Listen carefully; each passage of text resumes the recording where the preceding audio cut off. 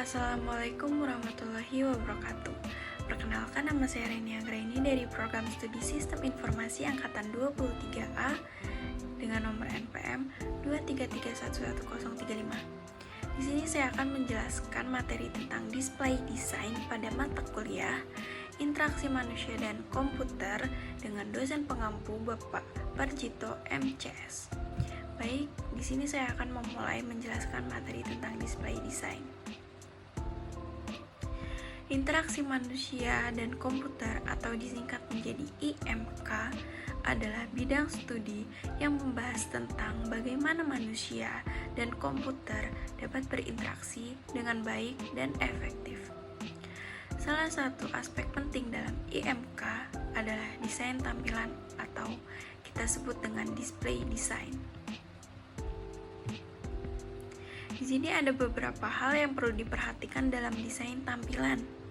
Yang pertama, desain tampilan harus didasarkan pada pemahaman eksplisit tentang pengguna, tugas, dan lingkungannya. Yang kedua, pengguna harus terlibat dalam seluruh proses desain dan pengembangannya. Yang ketiga, desain tampilan harus memperhatikan faktor manusia seperti kemampuan penglihatan, persepsi, dan kognisi. Yang keempat, desain tampilan harus memperhatikan ergonomi, yaitu ilmu yang mempelajari bagaimana manusia berinteraksi dengan lingkungannya. Yang kelima, desain tampilan harus memperhatikan prinsip-prinsip human factor, yaitu prinsip-prinsip yang memperhatikan faktor manusia terhadap perancangannya. Yang keenam, desain tampilan harus memperhatikan antropometri, yaitu ilmu yang mempelajari ukuran tubuh manusia. Di dalam desain tampilan, pengguna GUI atau disebut dengan Graphical User Interface sangat penting. GUI mengganti command language pada memfokuskan pada pengertian semantik dari apa yang harus dikerjakan. Berikut adalah beberapa aspek penting dalam GUI. Yang pertama, GUI harus memperhatikan manipulasi langsung. Yang kedua, GUI harus memperhatikan objek dan aksi yang dikenal secara konsisten dari suatu aplikasi ke aplikasi yang lainnya. Yang ketiga, GUI harus memperhatikan widget atau kontrol. Desain tampilan yang baik dapat memberikan banyak manfaat, seperti membuat diagnosa yang lebih akurat, belajar lebih efektif, mengeksplorasi kemungkinan kreativitas, dan menerbangkan pesawat lebih aman. Sebaliknya, desain tampilan yang buruk dapat menyebabkan frustasi, ketakutan, kegagalan, dan kompleksitas yang berlebihan.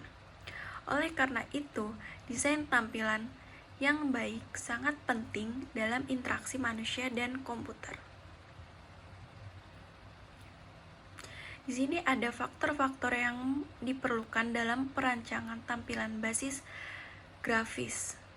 Yang pertama, ada ilusi pada objek-objek. Yang kedua, urutan visual dan fokus pengguna. Yang ketiga, struktur internal, kosakata, grafis yang konsisten dan sesuai. Yang terakhir, kesesuaian dengan media. Lanjut, ada beberapa aspek penting dalam display design. Yang pertama, usability, yaitu memastikan antarmuka mudah digunakan dan dapat diakses oleh berbagai lapisan pengguna. Yang kedua, visual hierarchy, yaitu merancang tata letak yang memadukan mata pengguna ke informasi yang paling penting terlebih dahulu. Yang ketiga, konsistensi, menerapkan elemen desain yang konsisten seperti tata letak, warna, dan icon untuk memudahkan pengenalan navigasi. Yang keempat, feedback visual, yaitu memberikan respon visual saat pengguna berinteraksi dengan elemen antarmuka seperti tombol yang ditekan atau aksi yang dilakukan. Yang kelima, responsiveness, yaitu merancang tampilan yang responsif sehingga antarmuka dapat beradaptasi dengan perangkat yang berbeda seperti layar smartphone, tablet, atau komputer desktop. Yang keenam, estetika, yaitu memperhatikan desain yang menarik secara visual untuk menciptakan tampilan yang menyenangkan dilihat dan digunakan. Yang ketujuh, pemahaman pengguna, yaitu memahami kebutuhan, preferensi, dan perilaku pengguna untuk menghasilkan antarmuka yang sesuai dengan konteks pengguna. Dan yang kedelapan, aksesibilitas, yaitu memastikan antarmuka dapat diakses oleh semua orang, termasuk mereka dengan kebutuhan khusus. Lanjut. Di sini ada tujuan dari display design.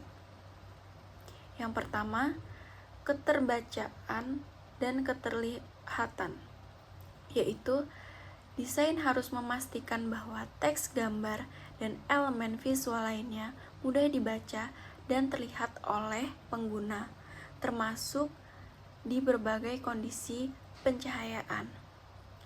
Yang kedua, kesesuaian pengguna.